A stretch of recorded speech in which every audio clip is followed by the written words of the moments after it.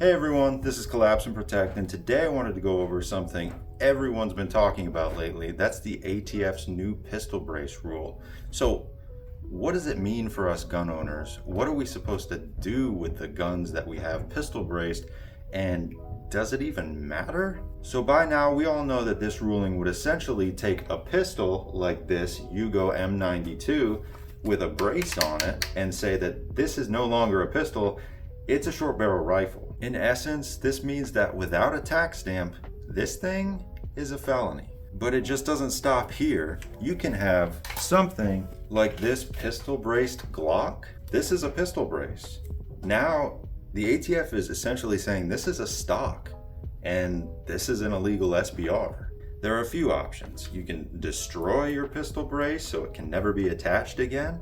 You can modify this thing so that it is in fact a rifle. You can altogether just surrender this to the ATF at their local field office. I don't know about you guys, but none of these options really appeal to me, especially when I'm spending my hard-earned money on firearms that I like. I'm storing value within these firearms. Now here's some good news. This is all gonna be okay, and I'll tell you why. One, the ATF does not have the right to put a law into effect. They do not have the legislative power to do that. So this rule is just that. It's a rule. It's a guideline. It's a policy. But it's not a law. Two, the Supreme Court has absolutely been slaying in the firearms arena. They are really behind firearms owner at this point. We just keep getting more and more rights afforded to us, and I think that's kind of weird to say because shall not be infringed is kind of a universal term, but they're really on our side, and I don't think they're going to support this thing in any sense of the word. And three, it's just plain unconstitutional. Just like a lot of other rules that the ATF puts out, this does not have any backing, and the Constitution goes directly against it.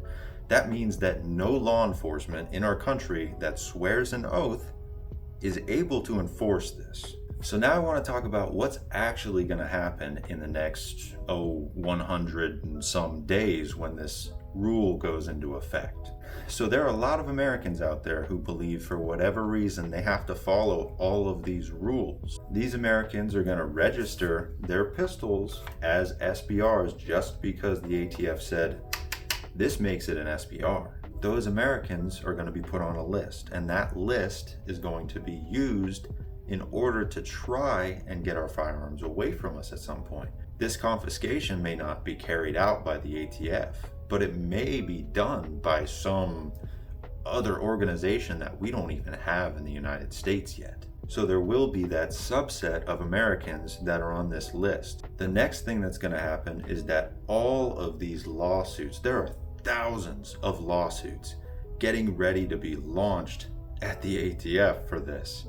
Again, this isn't constitutional. This can't fly, and it won't fly. So the ATF is going to be absolutely inundated with litigation regarding this pistol brace ruling, and they're going to have to throw in the towel. At that point, if the higher-ups within the ATF decide not to throw in the towel and to push this ruling forward, then the Supreme Court is going to eventually see it. And when they get their hands on it, there's no way it's going to be upheld. Like I said earlier, the Supreme Court has been very supportive of our Second Amendment right as of late. I cannot see them pushing this rule and making it into a law that we have to follow. Just the sheer number of pistol braces in circulation is absolutely astronomical. I mean, you've got to think that it's not only civilians that use these, it's law enforcement. It's SWAT, it's SRT teams, it's your local police departments. Everyone's using these. The best course of action for us right now is to just wait. This is going to sort itself out. Now that doesn't mean that we can't help it along the way, but you do need to call your local sheriff's department and let him know what you think. You do need to call your governor. You need to call your representatives. Let them know that this is ridiculous and that it's not going to work. It's not going to work for them. It's not going to work for you. There are a lot of reasons that this rule is just bogus. Now, there's a couple more things I want to talk about. One being, where did this thing come from and why is it in such common use now? If we look back at what this pistol brace was invented for, it was to help Americans with disabilities be able to experience the sport of shooting. That means the vet that lost a leg, fingers, an arm serving his or her country, as well as Americans who just can't support the weight of a pistol like this with both of their hands. They need a little bit more bracing. A rule that would take away the ability of an American to exercise their Second Amendment right to keep and bear arms and actually use those arms is absolutely deplorable. And I can't believe that I haven't heard many people talk about this, but we are denying an already disadvantaged group of Americans from exercising their Second Amendment right. How wildly inappropriate is that? No agency in good conscience should be able to do something like that. The last thing I want to talk about is something extremely important to me, and it needs to be said. The ATF does not need to be abolished. I don't think people understand how much we need the ATF.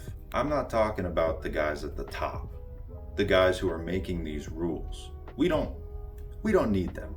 But the guys in the field offices, the guys who have boots on the ground doing work, making sure that you are safe in your bed every night. They go into cities and townships and suburbs and they find cartel members running guns from Connecticut to California.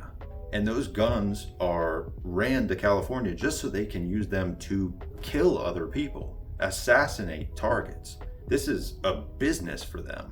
ATF field agents routinely go into cities and completely decimate gangs, entire gangs. Do they have help? Absolutely. But that's their case that they're running against these gangs, and they do get rid of them.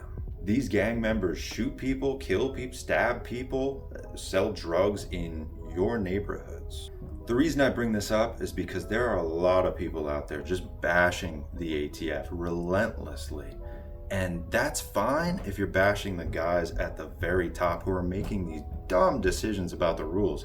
But when you're talking about the guys who put their lives on the line every day doing things that police officers can't do with their time because they're busy or they don't have the resources to get at these people selling guns and drugs and all this bad stuff you don't want in your neighborhood, that's completely unwarranted. So we need to take a step back and make sure that wherever we're directing our anger and frustration is in fact the right place. Otherwise, nothing's gonna get done. So with that said, I want you to think about some of the stuff that I brought up. Do you agree? Do you disagree? Either way, throw a comment down below. Let me know what you think. So until next time, have fun and be safe.